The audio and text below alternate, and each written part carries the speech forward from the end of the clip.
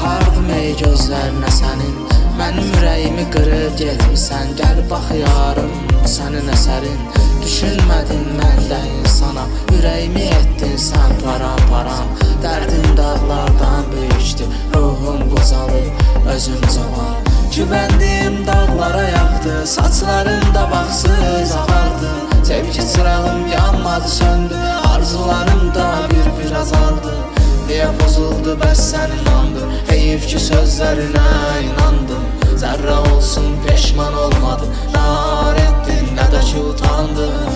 Bir əzablar yaşadım bir qara sevdadan ötür. Mən kədərdən qaçıram, gəlir məni izran ötür. Mən öz ömrümü yarın yolunda qurban demişəm. Sən də mi vermişəm ədər, vəfasız bir yardan ötür. Nə mən məzunam, nə sən Leylasan, nağıllar kimisən, bir var bir yoxsan.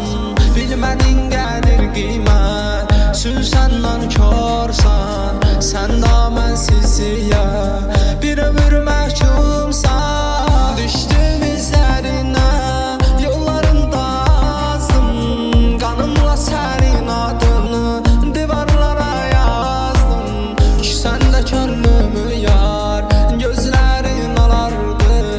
Son dəfə gözlərimə yat kimi baxdın. Mən düşərdim izlərinə sənin, baxardım ey gözlərinə sənin.